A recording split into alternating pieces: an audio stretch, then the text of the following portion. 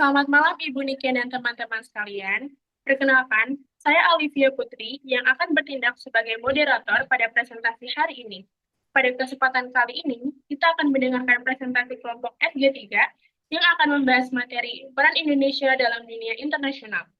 Presentasi ini akan disampaikan oleh Hawani dan Aulia bersama anggota kelompok yaitu Cindy, Andrea, Nafisha, Alaika, dan Aslam.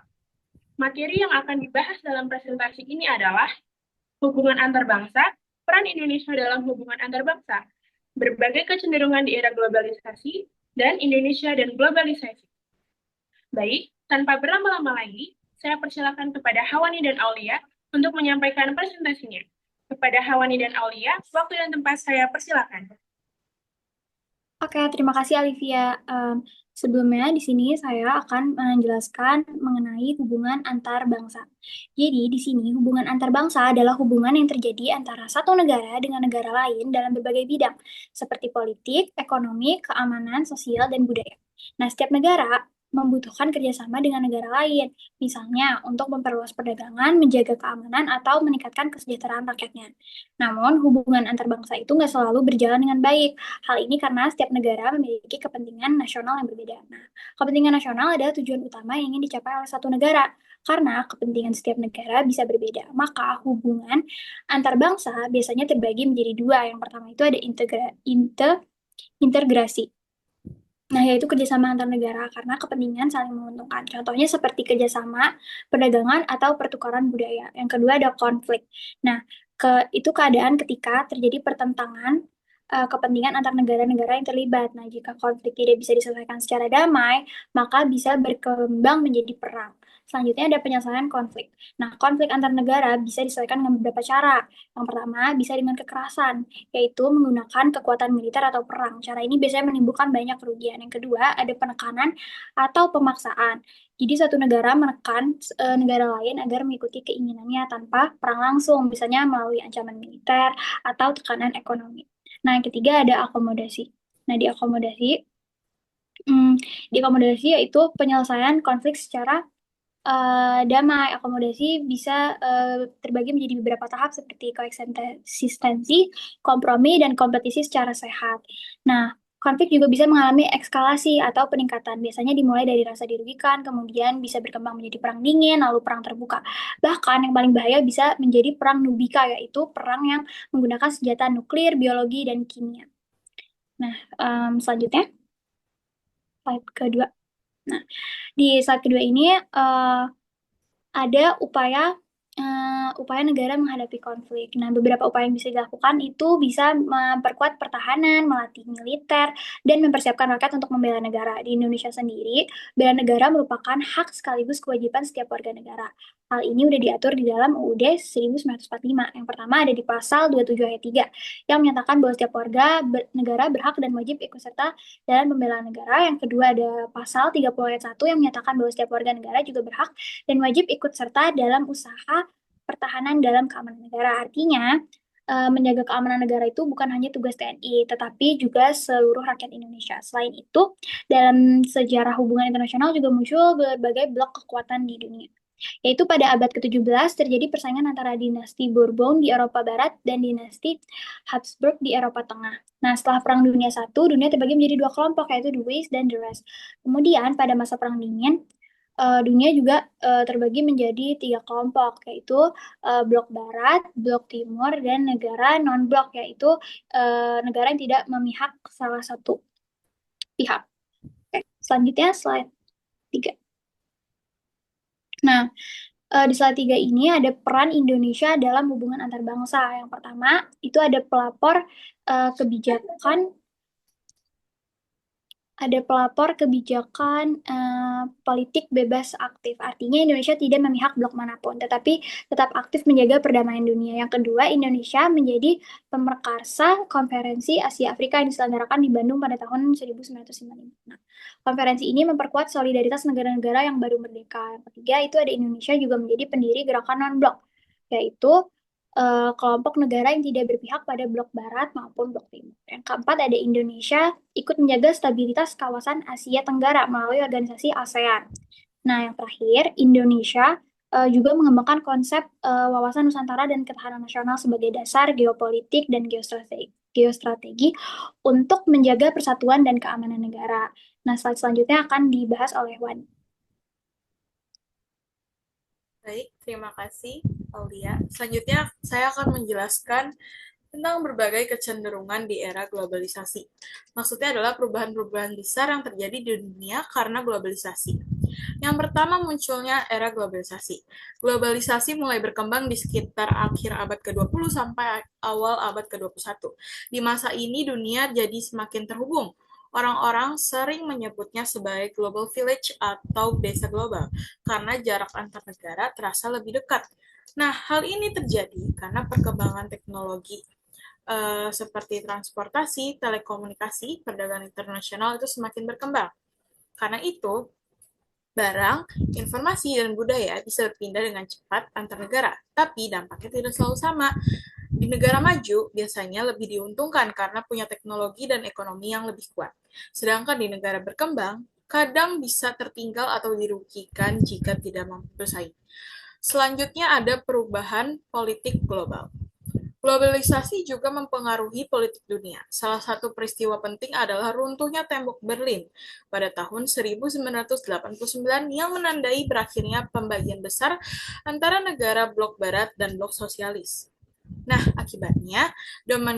akibat itu ada dominasi blok sosialis melemah, kemudian demokrasi liberal mulai berkembang di banyak negara, dan banyak negara melakukan reformasi politik seperti perubahan sistem pemerintahan atau lebih terbuka terhadap kebebasan politik. Jadi, sistem politik ini banyak berubah di banyak negara sesuai perkembangan dunia. Nah, kemudian ada konflik dan perebutan sumber daya.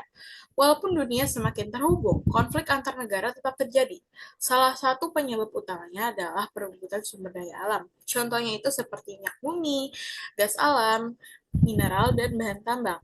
Masalah lain yang muncul adalah eksploitasi sumber daya yang berlebihan, terutama yang tidak terbarukan. Hal ini juga berkaitan dengan pemanasan global dan kerusakan lingkungan. Dan terakhir ada perusahaan multinasional dan dunia tanpa batas. Globalisasi membuat munculnya konsep borderless world atau dunia tanpa batas. Artinya kegiatan ekonomi tidak lagi terbatas oleh negara. Hal ini terlihat dari berkembangnya perusahaan multinasional, yaitu perusahaan yang beroperasi di banyak negara sekaligus. Nah, ciri-cirinya itu seperti memiliki banyak cabang di berbagai negara, terus menguasai teknologi dan pasar global, serta mempengaruhi gaya hidup dan pola konsumsi masyarakat. Contohnya itu bisa berupa perusahaan teknologi, makanan cepat saji, atau brand internasional yang ada di hampir seluruh dunia. Selanjutnya, Indonesia dan globalisasi. Pertama, Indonesia di era globalisasi. Globalisasi membawa banyak perubahan ke Indonesia, terutama di bidang ekonomi, keuangan, dan budaya. Misalnya, masuknya produk luar negeri, investasi asing, dan pengaruh budaya asing lewat internet atau media. Hal-hal ini kadang bisa memicu krisis atau tantangan, seperti persaingan ekonomi yang semakin ketat atau perubahan nilai budaya.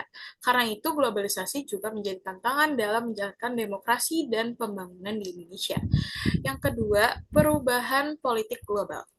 Setelah runtuhnya Uni Soviet, dunia tidak lagi terbagi kuat antara blok barat dan blok sosialis. Negara-negara barat kemudian memperluas pengaruhnya melalui globalisasi ekonomi dan penyebaran sistem demokrasi. Perubahan ini ikut mempengaruhi banyak negara, termasuk Indonesia, dalam cara mengatur politik, ekonomi, dan hubungan internasional. Yang ketiga, pentingnya kerjasama internasional. Di era globalisasi, suatu negara tidak bisa berdiri sendiri. Indonesia perlu melakukan kerjasama dengan negara lain, baik secara regional maupun internasional. Tujuannya itu untuk memperkuat posisi dan daya tawar Indonesia dalam perdagangan politik maupun keamanan. Yang keempat ada geostrategi dan ketahanan berlapis. Indonesia membangun kekuatan melalui kerjasama di beberapa lapisan. Misalnya melalui ASEAN di lapisan pertama, sebagai kerjasama regional di Asia Tenggara, dan APEC ke lapisan kedua, sebagai kerjasama di ekonomi di kawasan Asia Pasifik. Kerjasama ini didasarkan pada kedekatan wilayah, kepentingan ekonomi, dan kesamaan budaya, sehingga negara-negara bisa saling mendukung. Yang kelima, yaitu konsep ketahanan regional. Kerjasama antar negara tidak selalu fokus pada aliansi militer. Dalam konsep ini, negara-negara lebih menekankan pada kebersamaan, stabilitas politik, dan kekuatan ekonomi bersama.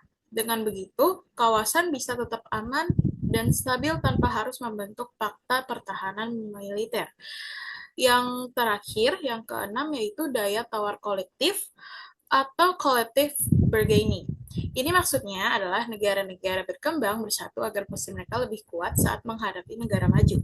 Contohnya, negara maju sering membuat standar internasional seperti eco-labeling, ataupun International Organization for Standardization. Nah, kadang standar ini sulit dipenuhi oleh negara berkembang, sehingga produk mereka jadi susah masuk di pasar internasional. Karena itu, negara-negara berkembang bekerja sama supaya bisa menegosiasikan aturan tersebut dan memperkuat posisi mereka. Terakhir, yaitu kesimpulan. Di sini ada 4 kesimpulan, yaitu fondasi identitas, diplomasi strategis, ketahanan nasional, dan Sishankam Rata. Yang pertama, fondasi identitas. Indonesia memiliki dasar negara yaitu Pancasila dan Undang-Undang Dasar 1945. Keduanya menjadi pedoman nilai bagi bangsa Indonesia. Yang kedua, ada diplomasi strategis. Indonesia menjalankan politik luar negeri bebas aktif, yaitu tidak memihak blok kekuatan manapun, tetapi tetap aktif dalam menjaga perdamaian dunia. Indonesia juga berperan dalam kerjasama internasional seperti KAA dan Gerakan Non-Blok. Lalu juga memperkuat stabilitas regional melalui ASEAN. Yang ketiga, ada ketahanan nasional. Indonesia memperkuat konsep wawasan Nusantara, yaitu cara pandang Indonesia terhadap wilayah sebagai satu kesatuan. Tujuannya itu untuk menjaga kedaulatan negara. Yang keempat atau yang terakhir, Sishankam Rata. Itu yaitu sistem pertahanan dan keamanan rakyat semesta. Konsep ini berarti bahwa pertahanan negara bukan hanya bertugas sebagai tentara, tetapi juga melibatkan seluruh rakyat yang berdaulat. Selanjutnya presentasi akan ditutup oleh moderator kembali. Baik, terima kasih Hawani dan Aulia. Baiklah teman-teman, demikianlah presentasi dari kelompok kami mengenai peran Indonesia dalam dunia internasional yang telah membahas tentang hubungan antar bangsa, peran Indonesia dalam hubungan antar bangsa, berbagai kecenderungan di era globalisasi, serta Indonesia dan globalisasi. Terima kasih kepada Hawani dan Aulia, serta seluruh anggota kelompok. Saya sebagai moderator, mohon maaf apabila terdapat kesalahan dalam memandu jalannya presentasi. Sekian presentasi dari kelompok kami. Terima kasih atas perhatiannya.